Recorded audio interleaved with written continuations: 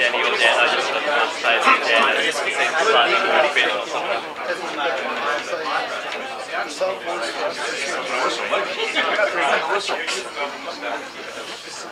Hello, welcome, good evening.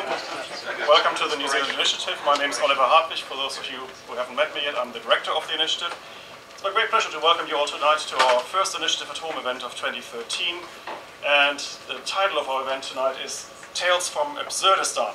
Now, Absurdistan, I should probably point out, is not quite a real country, but it's a rather nice description of a country that I know quite well, the country that I'm from, Germany.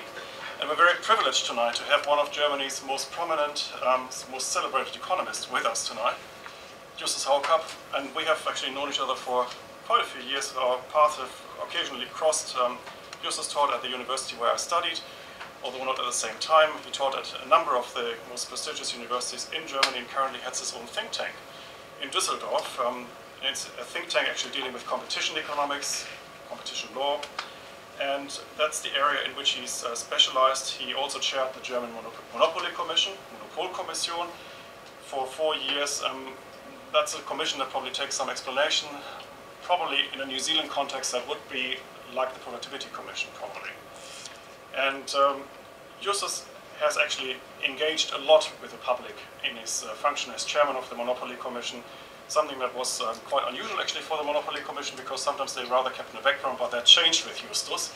And they engaged with economic policy in Germany and made some quite good remarks about economic policy, remarks that politicians in Germany not always appreciate, I believe, but always very outspoken. And in that sense, I think we can expect a very outspoken talk tonight on the lessons from Absurdistan, lessons from policy making in Absurdistan, lessons from policy making in Germany. Because Germany, we believe, just reading the papers, is of course the economic powerhouse of Europe. It's Europe's strongest economy. It's strong enough to bail out Greece, Ireland, Portugal, Italy, and France.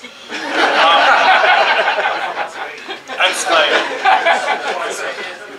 So basically, it's not the savior of the world. That's what they once believed, but at least the savior of Europe.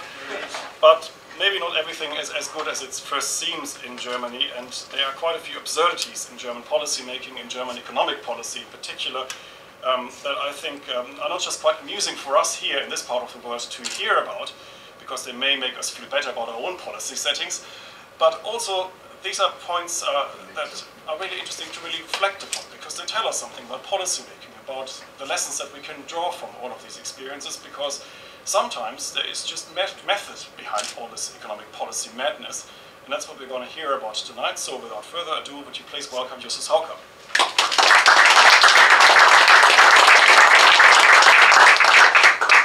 Yeah, Oliver, thanks for the very kind introduction. Also thanks for the invitation to talk and to open the series of the initiatives talks for this year.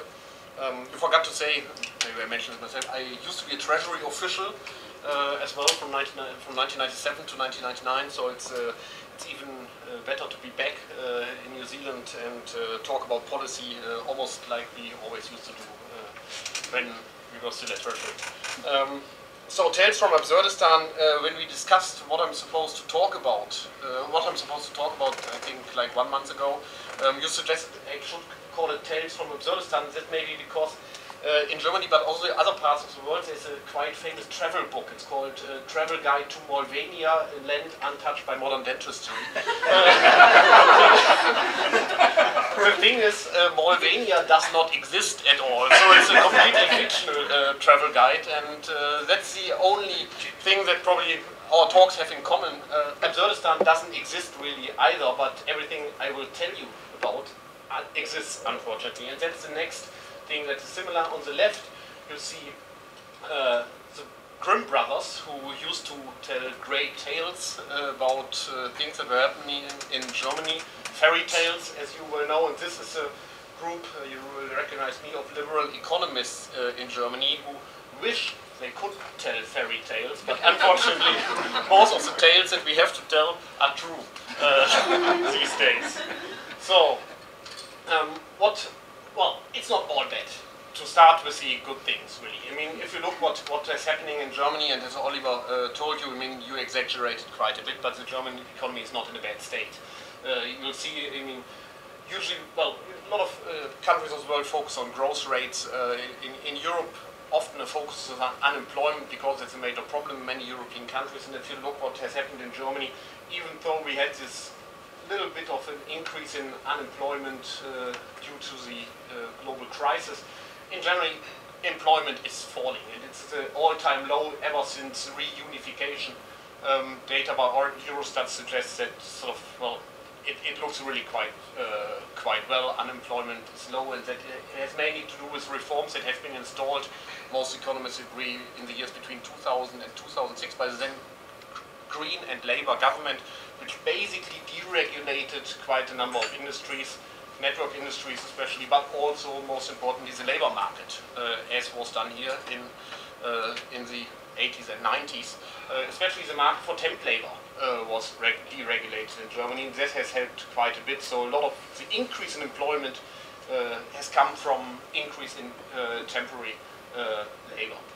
So unemployment is low, and if you compare that to other European states, you see now Germany is among the states. Well, I only got the data, unfortunately, with German legend on the side, but here you see Germany has, with the Netherlands, among the lowest unemployment rates in Europe. So it looks like, well, there isn't much to complain about, really. Also, if you look at other stuff, tax revenues are at a record high at the moment in Germany. The health system, the education system, there are always things to improve, but more or less you would say that's a working health system, a working educational system, more or less, with things to improve. But that's not the entire story.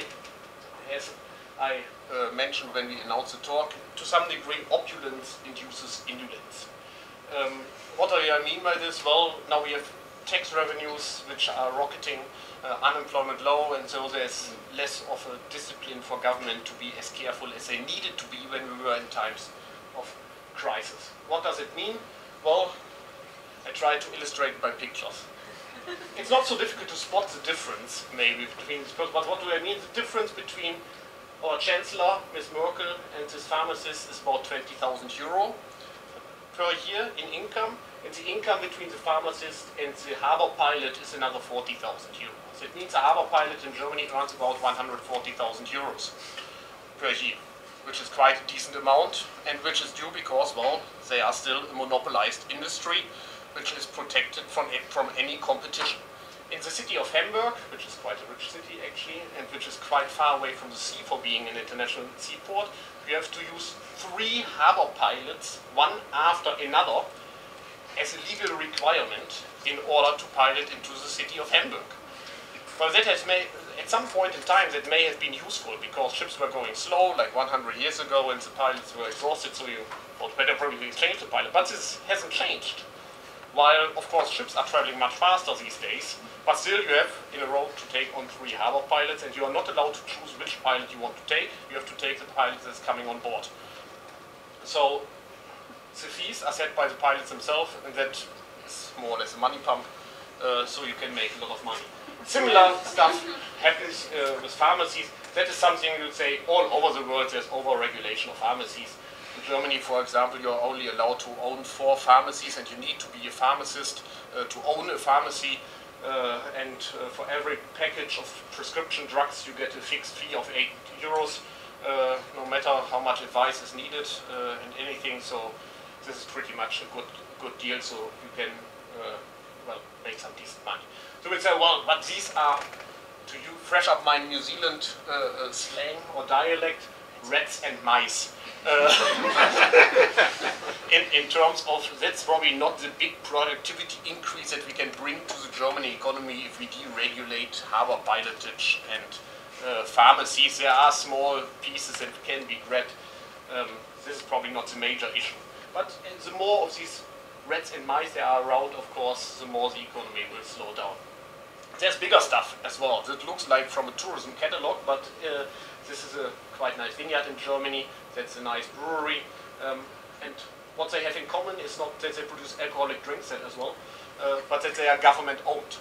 So we have still government ownership in vineyards, in wineries, in breweries. something where you wonder as an economist where the market failure exactly is in this kind of and whether they couldn't be privatized. I realized today that there's another event in Frank Kidd's Park this evening, Don't Sell Our Assets.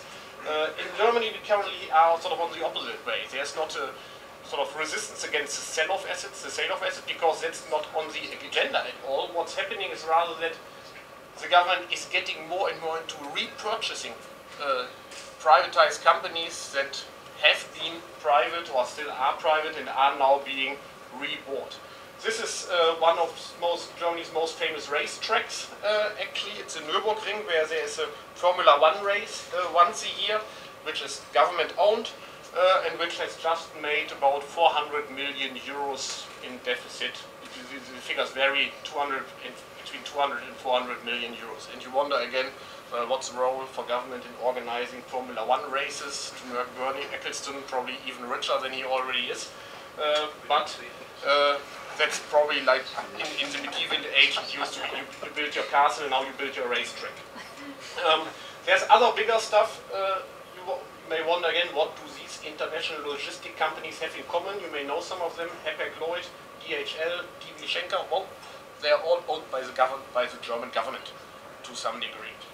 DHL is part of German Post, so it's only partly owned by government. DB Schenker is part of German Rail, it's fully owned by the German government. And Hapag-Lloyd has now been, because the city of Hamburg has such high tax revenues, a local bank has decided that they want to get out of international container shipping, so they sold the shares to the city of Hamburg because nobody else wanted to buy it. Because international container shipping has made a loss, the entire industry, of $5 billion. Last year. So now the Hamburg taxpayer is invested with about 1,000 euro per head in Hapag-Lloyd. Again, you wonder, well, what has local government to do with international container shipping? Where's the market failure? It's very difficult to see any market failure apart from that, well, the government has too much money at the moment. And there is the biggest stuff of all. These are all things that look great. That's the Berlin airport, the Stuttgart train station, and the Hamburg Philharmonic opera houses. What they have in common is, well, the best probably is still the Berlin airport to some degree, because the Berlin airport only has a cost overrun from 1.7 billion euro to 4.3 billion euro at the moment. So it has not even tripled in size. It's too late. Well, that's what they all have in common. They are all built too late. Well, that is the train station in Stuttgart. The cost overrun is now from 2.6 billion euros to 6.8 billion euros. And here is that's probably the best, the Hamburg Opera House, which was scheduled to cost 575 million euros, and now sort of it was estimated to cost 77 million euros. Now it's supposed to cost 575 million euros. And I think, okay, well, that's the same with government projects. We know that it happens all the time. I have been just spent a week in Mengaway, and I realized that they tried to build a sewage plant over there and now have a dramatic rate increase because they have a massive cost overrun. So this is nothing special, you can say. So there's nothing to learn from Germany apart from never trust any figures that are given for a public project. But I wanted to tell some tales. And this is all stuff that is usual. I think the most interesting tales are this one and the next one. The next one is even better, I think. This is, well, what is this? German cars. Well, not as you know them. But you may remember that in 2009, the economy was moving into crisis, so the German government introduced what was called the scrappage scheme, or also the cash for clunkers program, under the name of environmental premium. So everybody who had a car that was older than 9 years would get 2,500 euros if he would wreck the car. It was quite popular, this scheme. It cost the government $5.8 billion in order to finance all the cars. And of course there were a lot of side effects. You wonder, well, what was happening? Okay, the idea was, well, then people buy cars and then that may help the economy. But of course, if you think one step further, what type of car are most likely to be bought? A 9-year-old Mercedes is most likely still worth more than 2,500 euros. The same is probably true for BMW. It's unlikely to be true for an old Kia or old Fiat. So if you look at the numbers, the firms or the companies that profited most from that is Volkswagen to some degree. But then these are mostly companies which actually reside out of, well, not in Germany exactly, or don't produce in Germany. Here are Mercedes-Benz, BMW, so that's the percentage share of cars bought in exchange for a scrapped car, in sort of alignment with the scrappage scheme. Even the market share of Volkswagen is lower than the 20% that they usually have, and when you look exactly what kind of cars were bought, it's a small Volkswagen which are all produced in Spain and not in Germany. So that was a side effect. Well, mostly the money went to foreign car producers, not so much to German car producers. Another, so there's a competitive distortion actually against German car producers. So that may have been one side effect. The other side effect was that there was before quite a profitable export business, especially of used cars being exported to the Middle East and to Africa, which are still at times happy to drive around 9-year-old German cars in these areas. But it was mandatory in order to benefit from the scrappage scheme that the car must be destroyed. It's not allowed to be exported. So all the exporters that had specialized in this part of the business actually lost their business altogether. Also, garages were complaining because, well, part of their most profitable business was gone. The old cars were suddenly not in the market anymore. And the people who wanted to buy used cars, my students, for example, couldn't find any cheap used cars in the market anymore because they were all going to scrappage. So there were a lot of side effects and unclear what the benefits of this really have been. But the nicest tale is this one, because this is really the most absurd thing that's happened. What is this? Well, it is the seismographic response of the Fukushima tsunami as measured in Germany. You wonder, well, why would the Japanese tsunami be measured in Germany? Well, it's in terms of electricity prices. Because what happened in Germany, well, 3 days after the tsunami in Japan, with the disaster, that stroke, the German government decided to close down immediately 8 nuclear power plants.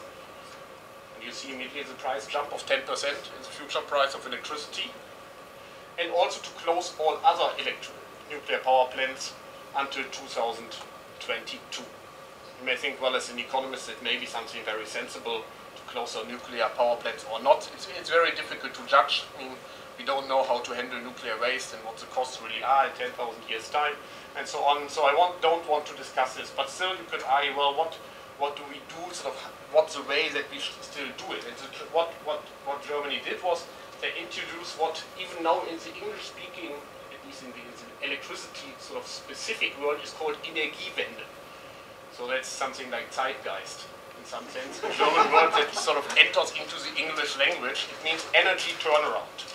And what is meant by energy turnaround is that we want to replace all the nuclear produced electricity by green electricity. And not only that, also coal and gas-fired electricity is supposed to be replaced by green or electricity produced with the help of the renewable energies. So these days we already have achieved 23% of all electricity produced in Germany is produced with the help of renewable energies. And remember, Germany is not Austria, so that means we don't have a lot of hydro energy. Austria has much higher rate actually of renewable energies because they have a lot of hydropower. Germany doesn't have a lot of hydropower, and there's not much scope for hydropower. So but still the idea is, well, we should increase to 80% of renewable energies in 2050. That in itself you may think, well, that can be a government target, why not? I will talk about the details in a second. Well, then you think, well, but these energies are typically in Germany not competitive in the market. Solar power, wind power, that's the two main energies that are available, are not competitive, so you need something to do to bring them into the market if that's really the objective, to get up to 35, 50, 65, 80% at some point. So how is it done? The government has constructed what is called feed-in tariffs. What is a feed-in tariff? That means if you produce green energy with solar power or with wind, onshore, offshore, geothermal, however, you get a feed-in tariff which is guaranteed for 20 years. So you pretty much know today what price you will be paid for the next 20 years. But the government doesn't want to pay it directly. So what did they do? They said, well, we can't pay all that. It's quite a bit of money. Alone this year they pay out 20, the subsidy, the so-called sort of what must be paid out in feed interest is $20 billion, 20 billion euros. So they said, well, we force line companies to purchase this electricity, even if they don't want it. So the line companies are required by law to purchase all the green electricity that is being produced. And then, because we have vertical separation, they are forced also to sell it on the wholesale market. So they get some revenue on the wholesale market from selling on this electricity for some price, and they have to pay the feed-in tariff to whoever produces this. And the difference is chucked onto consumers, because the revenues are less than the feed-in tariffs, otherwise you wouldn't need to guarantee them, so the consumers have to pay the bill for all that. So well, that may be a good idea, sort of, it certainly helps to bring green energy into the market, but it is designed that these feed-in tariffs are set not by some sort of electricity authority, but by parliament in a two-chamber system. So that means the upper and basically the Bundestag, the parliament, and also the council of the federal states have to decide about the feed-in tariffs. So elections play a big role, of course, in the feed-in tariffs. And in Germany we have 16 states. There are almost always elections in some of the federal states. And the feed-in tariffs are almost always an issue now in elections. How much should the feed-in tariffs for solar energy be? And what we see is that actually the sum has quite increased a lot. The philosophy, I think, was quite, so from an economist perspective, not too bad. You say, well, if we really want to have green energy, we reimburse the cost plus some adequate rate of return, as we do in other industries, in electricity lines, for example, and then all that will work. But it has been done by parliament, and so the relation between cost and feed-in tariffs got lost over time. And also, one started to think, well, actually, of course, solar energy costs something else differently from wind energy, and offshore has different costs than onshore. So now the feed-in tariffs are differentiated according to at what time it has been built, where the plant is located, time of construction, the technology, solar, wind, and so on, and the generation capacity. So by now there are more than 4,000 different feed-in tariffs, tailor-made in order to reimburse the cost of all the different forms of electricity at different points where they can be met. So, and these are all set by parliament, all these 4,000 tariffs.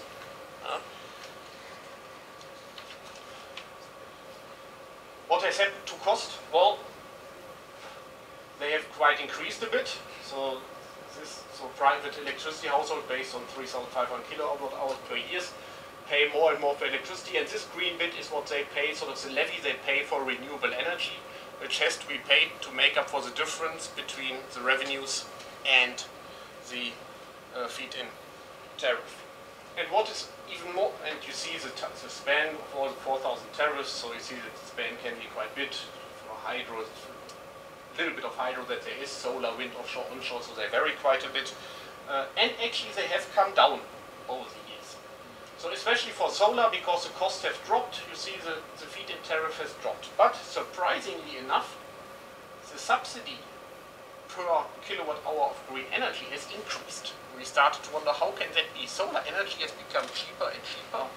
Wind energy has not become more expensive, but still we pay more across all technologies per kilowatt hour of green energy. So in 2000 we were paying less than half than we did in 2011. So you think, well, there's a new technology which becomes cheaper, how do we pay more? What happened is, of course, well, the prices for solar panels fell by such a large degree that the margin that you could earn on solar energy was increasing more and more. So everyone shifted into solar energy. If you drive through Bavaria now, you see hectares full of solar panels. Some of the Bavarian farmers are now earning up to 20% of the income from solar energy, which means the form of the technology that was most expensive, solar energy, was used the most because the margin was the highest because, of course, the parliament cannot react as fast to falling prices in the world market. Panel prices from China were dropping by the day or by the week, and imagine parliament trying to react to weekly price changes. That's something that obviously cannot work. So everybody got into solar with the consequence, and that is often sold as a success in Germany, that what's your guess? How much of the world capacity of solar panels is located in Germany? Some of you may have been to Germany, you know it's an extremely sunny country.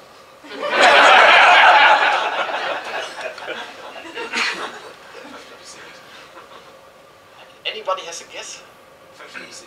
Not quite. It was 50%, it's now a little bit below 50%. 50% of the world capacity, worldwide, US, China, everything included, is located in Germany. Yeah? Not exactly the sunniest country of the world. Yeah?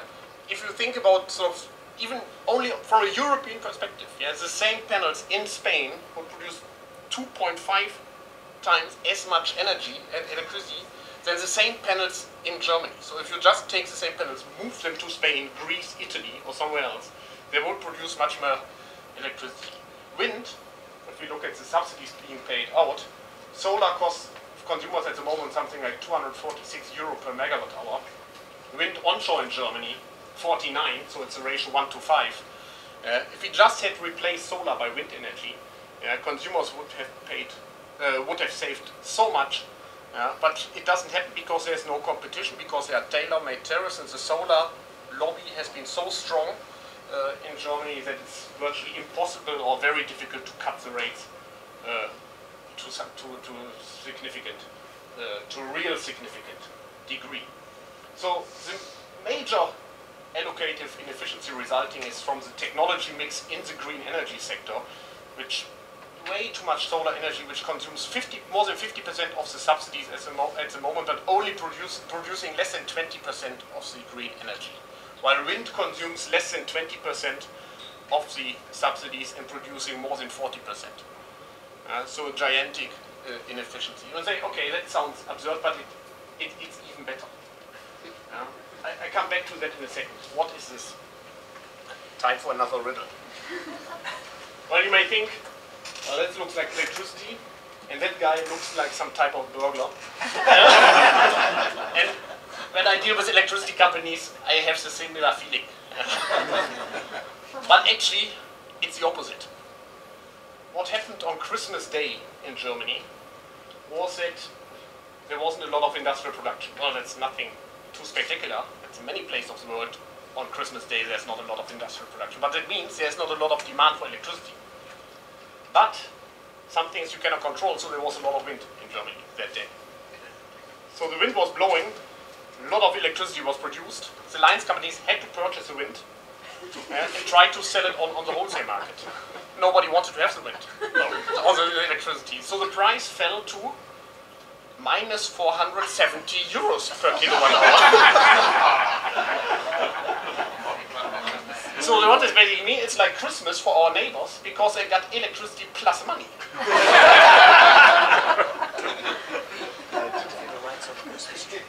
You basically have to pay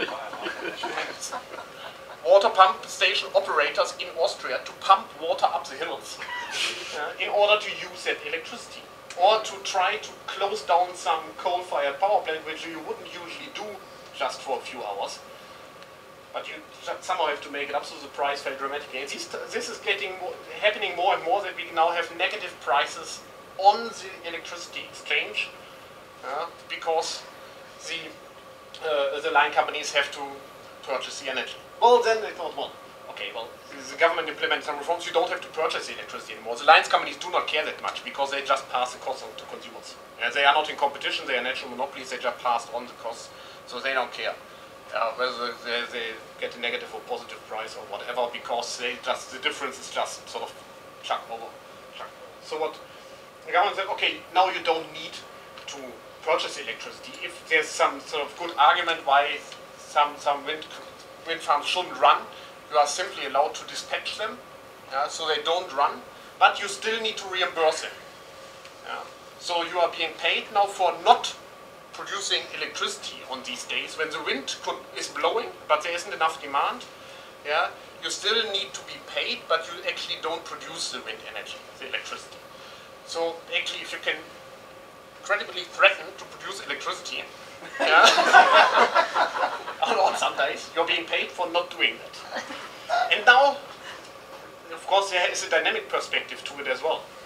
Because what's happening next? Well, I talked to some regional lines operator here, they said we really have some capacity problems, yeah, and the line sort of is very thin, non-technically speaking. Yeah, we cannot transport all the energy to the south because the wind is blowing in Germany mostly in the north and the east, and the consumers are mostly located in the south and in the west. So you need to transport it.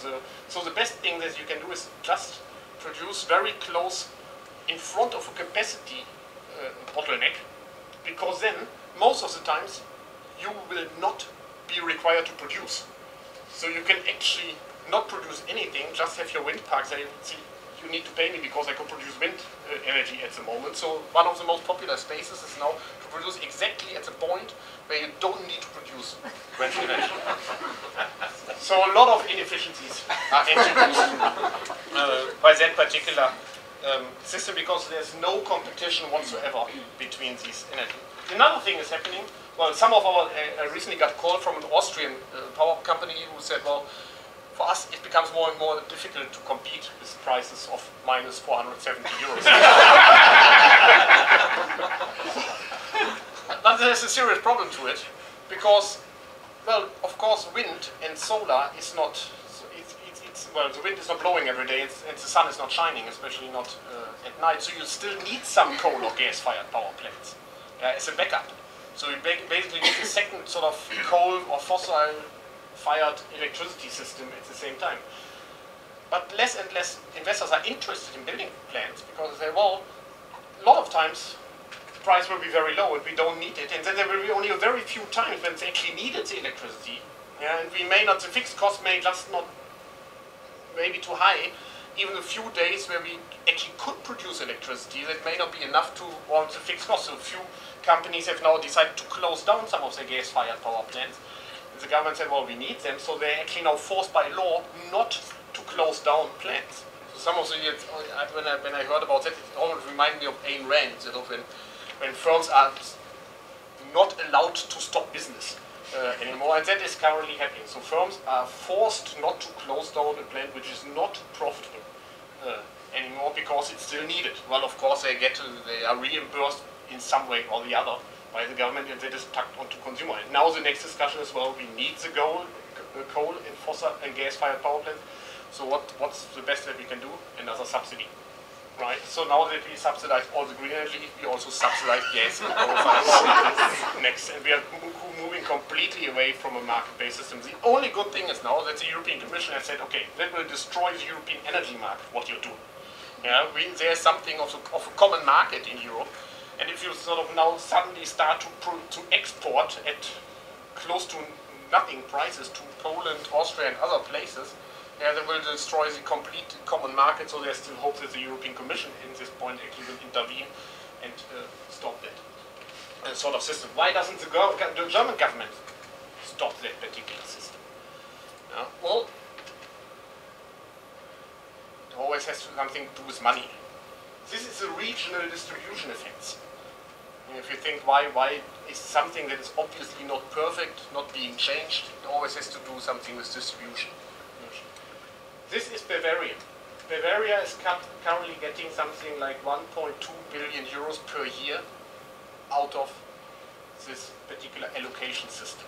These are especially Bavarian farmers. Farmers tend to be strong in most countries, and in Bavaria especially. And there's a particularity about the German system, which sounds, you may know, the Conservative Party, there's not one Conservative Party, there's two Conservative parties. There's the Conservative Party for the rest of Germany, and the Conservative Party of Bavaria, and they sort of have a non-competition agreement. So the Bavarian party is not competing in the rest of Germany, and the other party is not competing in Bavaria, and they sort of form one group in parliament, but still they are two parties. And of course the Bavarian part of the Conservative Party, representing a lot of farmers, will never stop subsidies for solar energies, because there's a lot of farmers earning a lot of money with solar energy these days. There are other parts of the country, this is Lower Saxony, some told me that they have seen before, which has a lot of wind, for example. So you see, there's, well, some states of Germany who actually make a lot of money out of that, especially the countries, well, in the north due to the wind, in Bavaria due to the sun, and then there are the federal states that are paying the bill, especially the area where we are from now, North Rhine-Westphalia, where there's a lot of industrial production, chemical plants, and so on, who have actually to pay the bill. So this is regional distribution, and then there's a three-party coalition, so it's very difficult to change the system. And then remember, Germany is a two-chamber system with the parliament and also the federal council, how it's called, where the 16 federal states are represented, which almost always has one election. So if you try to pass through a new law that fundamentally changes the system, you have to convince the first chamber, the parliament, which has an election in September, so that's unlikely to happen, and also the second chamber, where at the moment also Labour has a majority. So you would have to you need the grand coalition, which is always more difficult to form than the small coalition. Also, there's redistribution, if you think about it, among the different people in Germany. There are tenants who typically don't own the roof, and there are the real estate, the people who own the real estate, who have put solar on the roof. In the area where I grew up, there are usually changes announced at the end of the year to the new terrace, to the new solar terrace. Always in December you see a lot of farmers building sort of new establishments for their pigs, but no walls, only roofs. Because they put the solar panels on there. So farmers earn a lot. Real estate, people who own real estate make money out of that, while consumers and tenants are typically paying the bill. So there are also these distributional concerns around that. So there are quite a number of other issues around it. More investment is needed for networks. The common market for electricity may be jeopardized. But you may think, okay, well, still, that may still be a good idea. There's a lot of sort of costs associated, but doesn't it mean climate change is a big issue? Shouldn't we really not be concerned about these rats and mice on the global scheme because it's helping to avoid climate change? I'm an economist, so I have no view about whether there is man-made climate change or not. I believe what the Economist writes, and the Economist says there is man-made climate change. So I just subscribe to the Economist. I subscribe to the Economist, that's true. And I also subscribe, in this part I just follow the Economist. So they say there's man-made climate change, and I think it's cheaper to, and they say it's cheaper to avoid climate change on a global scheme than to adjust to climate change. So isn't it good? Well, the thing is, in all over Europe, there's a trading scheme for carbon dioxide certificates. There's a cap set every 5 years, which has only very slowly, gradually decreased.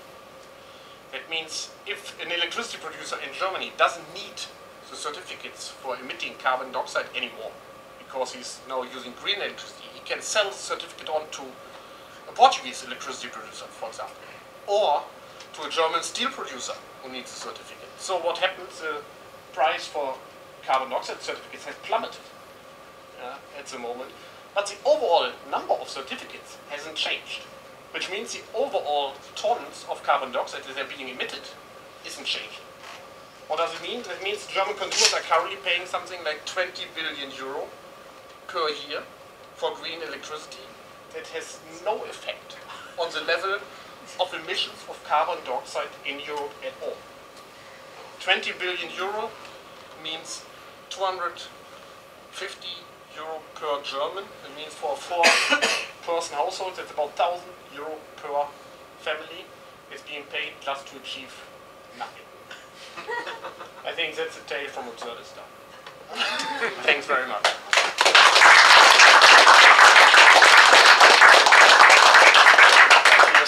We have time for your questions. You can also talk about other stuff. Yeah. Who would like to kick it off? So you've got renewables that are being built and paid not to produce. At times. Yeah. And you've got non-renewables that don't want to build. That's right. So, I mean, it's absurd. Yep. Can they not see it? Well, I don't know. I'm working on the communication strategy. It's so difficult. I mean, virtually all economists in Germany agree, and they are not.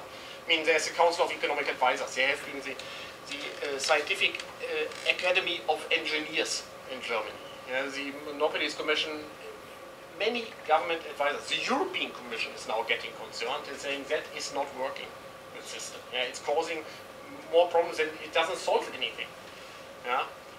But at some points it gets quasi-religious, I think. And sort of it's very difficult to argue against green energy. Also the line of argumentation changes. First, when they said, well, it's not helping climate change, the argument was, well, it's not about climate change. It's about sort of industrial policy. We want to be the world leader in green technology. Then, of course, most of the German solar firms have gone bankrupt by now because it's all produced in China and Malaysia these days. So even the panels are not, most of them are not produced in Germany. They are produced in China and Malaysia, most of them. Is there, though, a demand-side response to these absurdly inflated prices? Are German households actually using less power because of what they have to say? Is there a benefit on that front? The private households adjust very slowly. The elasticity of demand, technically speaking, the short-term elasticity of demand is very low. So actually what is now has been proposed is a scrappage scheme for refrigerators. Okay. Like we had for cars. There's some demand response which is unpleasant, like aluminium producers are moving out of Germany. That doesn't mean that on a worldwide scheme there's less electricity being used. It's not used in Germany. But that is sort of demand response that we observe. So what's the consumer perspective? The consumers associations want to change the system as well. I mean, they are getting more and more worried. The German government has got more and more worried about industries as well. So more and more industries are getting exempted from the levy. So which means that consumers have to pay that part as well. So it's getting even more expensive for consumers. And now we have what is called grid parity. Grid parity means if you look at sort of the price for private consumers being now 28 euro cent, it's on that sort of level, solar energy is competitive for your own consumption because you don't have to pay GST on that electricity. You don't have to pay the levy for green energies. You don't have to pay the energy tax. You don't have to pay local government concession rights. And you don't have to pay the grid charges. So now more and more people are saying, well, I don't need any subsidy for solar energy because electricity has become so expensive, so I just consume my own and just use less and less, which means so fewer and fewer people are actually having to feed the bill, which means it gets even more expensive. It means it pays sort of, now industries are getting sort of ideas about how to use solar energies at some parts of the day as long as they can, actually to avoid the high prices, and it gets sort of, you see this cycle going up and up. I wonder what the governance arrangements for the European ETS are. Is there any prospect that they will just shrink the number of units? There's discussion about it at the moment, but it's not going anywhere. It has to be agreed among the governments, does it? Yes. Yeah. Means the price, to be fair, has plummeted for a number of reasons. Also because they didn't foresee the economic crisis and that there was a lot of less industrial production, especially not in Germany so much, but in other countries. So, but the price is now between 6 and 7 euros. Even it sort of went to zero recently. So it's very difficult. But the federalistic structure of Germany joined with the sort of multi-party system, where we have a three-party we have only coalition agreements, and the political system in Germany is changing now. We may even have a what's the party number 7? I don't know. The Pirates are now making their way into the German parliament as well. So it's getting more and more difficult. So we will be seeing multi-party governments for the foreseeable future. Probably, and that makes it very different. And then we have a two-chamber system, and these feed-in tariffs are set in Parliament, not as line charges are set by the electricity authority. They are set in Parliament, which is probably one lesson. If there is any regulated price, never ever let it be set in politics. Get an independent authority to set the price, who doesn't have to deal with day-to-day election sort of concerns. So the economists have a particular view. Should we just price the externalities and let the market get on with those externalities pricing?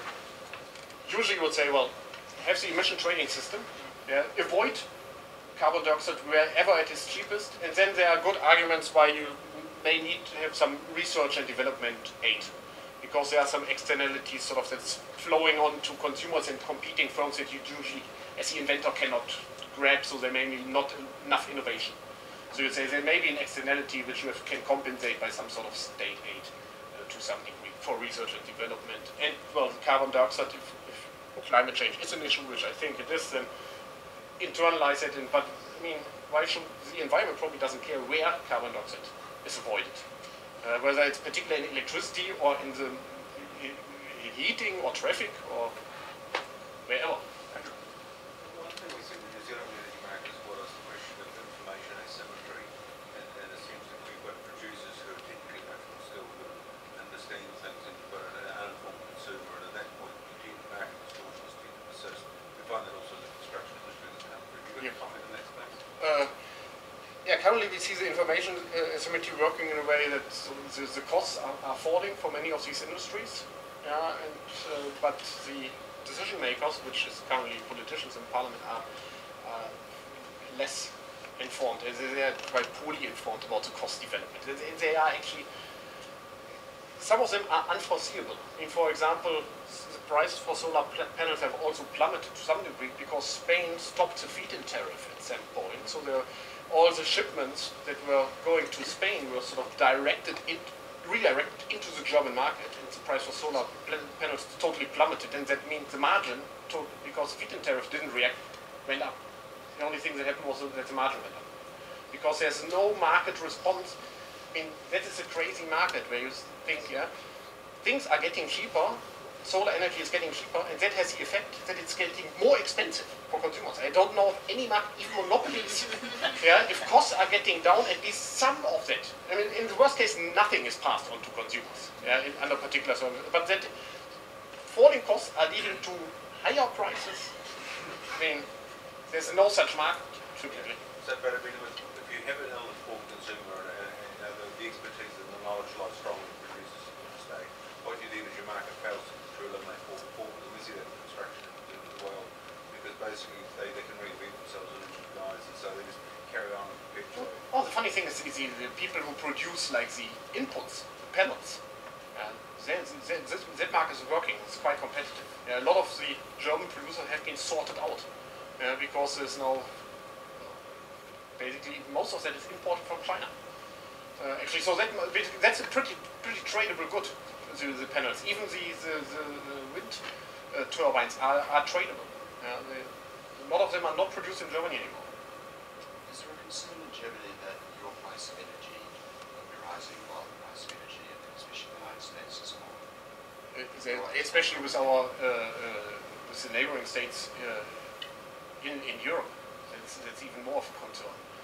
But of course, the German industry is up in arms. But they get more, as soon as they get another exemption, they don't care. So say, well, the chemical industry now got mostly exempted from that system, so they say, okay, they get more and more concerned still because the stability of the system is also jeopardized. Because there's much more fluctuating energy. But the price is not so much of an issue. They may even benefit to some degree, because the wholesale price may go down. So you don't see anything like that pricing, that retail pricing in European manufacturing spaces, are you saying? Not for the very large electricity consumers, but for the small, especially the well, there are some that are not tradable. All the service industries, they are to some degree not tradable, so they are concerned, but they can't do much about it. And the tradables get exempted. Let me just move the discussion away from this particular problem now. I mean, we call this Tales from Service, and this is just one example. I mean, we could have talked about other ones. We could have talked about Germany has the most expensive public broadcasting system in the world. apparently costing 8 billion euros a year. We could have talked about the euro crisis. I mean, there are so many absurdities in economic policy, and you've actually been advising politicians now for many years. In private, do they at least get it, that there is a problem? Or why do you think it is so difficult to actually come up with good economic policy, not just in Germany? That system, I'm convinced, for example, will change. And then sometimes it's like drilling, what's it called, hard boards or something. Imperfect translation probably of Max Weber, but something along that line. So that means you cannot imagine it probably, but in Germany it was until this very year prohibited to operate a long-distance bus service. Yeah. Because it would be competition to German rail. That has been now deregulated, and Germany is still not falling over from all the competing bus drivers. And that was something. 60 years, right? It lasted 60 years. I think it was introduced under the Nazis, actually, that prohibition to compete with the then Reichsbahn. Yes. And there were only buses to Berlin because there was a special situation. But now we have true competition in long distance buses, which you think something, okay, well, most countries have competition in long distance bus services. Why shouldn't you have that? Yeah. And now that's happening, and we in the Monopoly Commission we have written that we have to report about rail every 2 years, and every report sort of ended with the sentence of ceterum censeo. Yeah, we need competition in long distance bus services. Yeah, you could cab drivers. You can tell many stories. The cab license currently in Frankfurt is worth something like 60,000 euros if you manage to purchase one, because the number of licenses is restricted. But that's something that's happening in most parts of the world. I read an article recently in one of the cab drivers magazines, actually, that the license in New York was sold for $1 million. So it seems still better in Germany. But it's difficult. For economic policy, for good economic policy. I mean, you have to talk to people. I mean, behind the doors they understand. Often, even I talk to many people also in the Green Party, because it's often. I mean, there's this very nice article in the American Economic Review some time ago that said it took Nixon to go to China. Yeah? What they basically mean is, if, for example, the Liberal Party in Germany is like a free market-oriented party, if they wanted to introduce a reform, like to have more competition among green energies, it would be almost impossible to get it through, because everybody would say, well, we don't believe these guys, they are very pro-business, sort of, what do they really have in mind? If the Green Party would come and say, we need to reform the system, it's very difficult for another party to say, well, you are not in favor of green energy, because they are sort of the Green Party. So what you have to do is convince the Green Party that this system needs to be changed. We don't have the draft in Germany anymore. That was withdrawn 2 years ago. It was done by the most conservative, the right-wing Bavarian fraction of the Conservative Party. And I think only they could have done it, because if the Green Party would have tried to remove the draft, they would say, well, you are anti-military and so on. But if the most conservative part of parliament says, we remove the draft, I mean, who's saying you are sort of, I know, some pacifists that don't acknowledge the role of Germany, so on. So I think it's very important that you address the right people, and you have to, in policy, you need to need some voice, make some noise in the media, but also convince.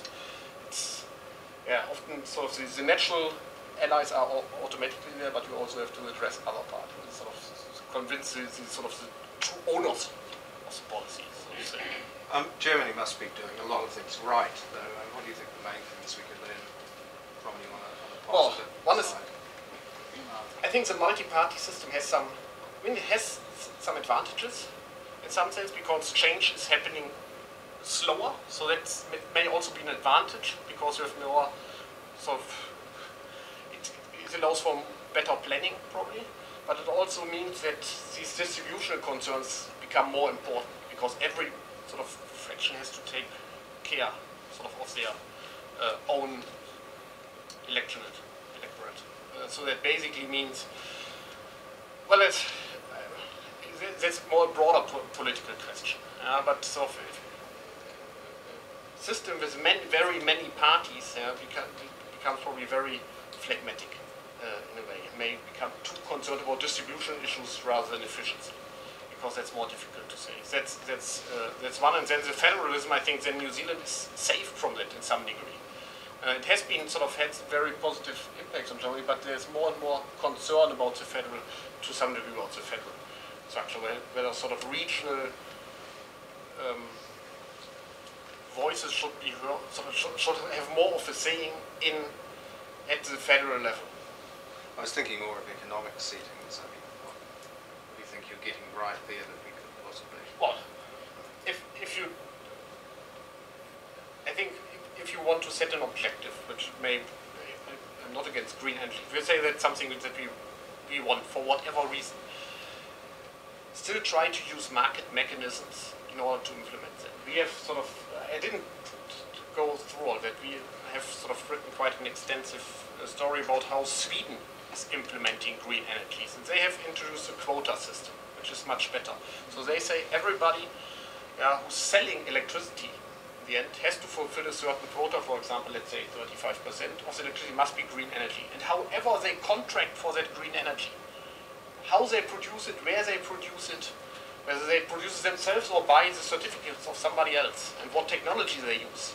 And when the site was built, we don't care, as long as it's green energy. And then you have at least competition, so you can use market mechanisms even for that, and then of course it's much cheaper.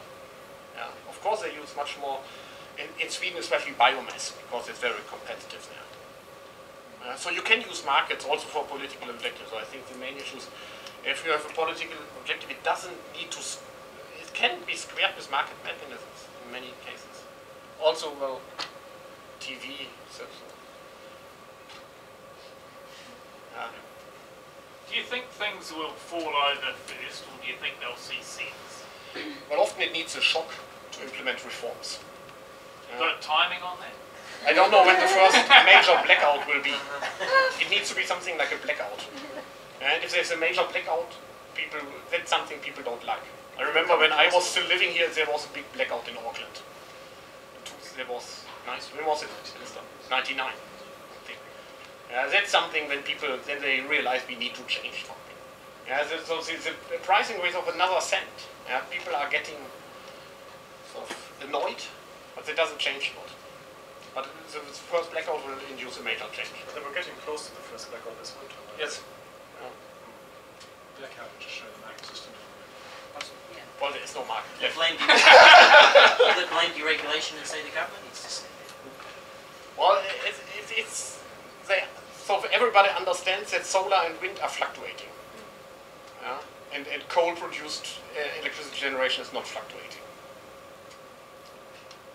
But the incentives are all wrong. So think about incentives, think about how to use the market. That's the main. So it's important that you keep telling the story. And if you want to introduce green energies, look at something. Sweden is a good example how to do it. Germany is a bad. What is the impact of Sweden's policy on carbon emissions? You say it's a good policy. It's a good policy. Economically, It's taking the other side effects aside, nothing either.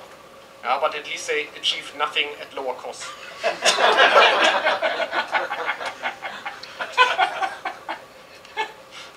Least cost loss. Hey Justus, in your piece for Insights last week or the week before, talked about how Germany, under the Schröder government, embarked on a bunch of basically competition reforms, right? Right. Competitiveness of the economy. People like kind of Paul Krugman was saying that it's a fool's gold and shouldn't chase competition. It's this odd kind of concept. I'm just wondering if you run through some key things that the German government did and how effective you think they've been. Yeah, the most important thing that the Schröder government, under the former Chancellor Schröder, they did this rats and mice, sort of like deregulating shop opening hours, for example, which we think is not a major reform in that sense. But the most important thing is they really deregulated labor markets and changed social policy. One major change to social policy is all called so-called Hartz reforms, not after these little mountains which are there in Germany as well, but this was the former director of sort of labor unionist of Volkswagen, who was involved in these reforms. Peter Hartz. He was a key figure in these reforms, and there was social policy. They changed the system basically that, well, they had a number of reforms, but basically if you were on a very low income, but working, you could additional benefits, even though you were working. Previously we had this sort of what's called implicit tax rate of 100%. It means if you were unemployed and took up minor work, it would be deducted from your unemployment benefits. So it means you would have no incentive to take up minor work. But often it turned out these minor works gets you keeps you active in the job market, at least, so you don't lose your skills. And a minor job may turn into a major job at some point. So that was one of the most important reforms that said, well, if you are unemployed but you sort of take on jobs, we won't take all the money away from you. You are allowed to keep most of the money actually for yourself. There was still a sort of little implicit tax. So more and more people started to be unemployment benefits, but still started to work. And then sort of got into real work, so to say. And the second big issue was that they heavily deregulated temp agencies. So there was, before there was a very extremely strict regulation of temporary work, which meant that they, needed to be almost as protected as sort of non-temporary work. That was heavily deregulated under the Schröder government, and that was also quite successful. Most economists agree, because out of temporary work, often permanent work evolves. So people may be sort of lent out to some company for half a year, and then they may offer them a real job.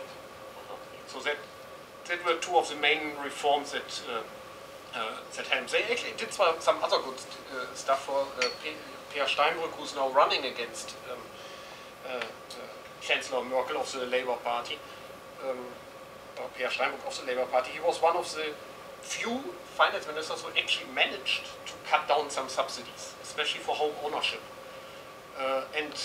So there was these subsidies for home ownership, and that may actually have been quite good, because we never had a real housing bubble in Germany. I think that's part of the consequence that they implemented a reform where there were no tax favors for home ownership anymore.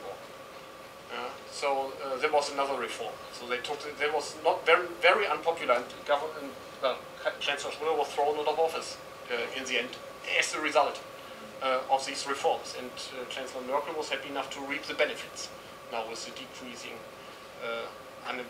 unemployment rate.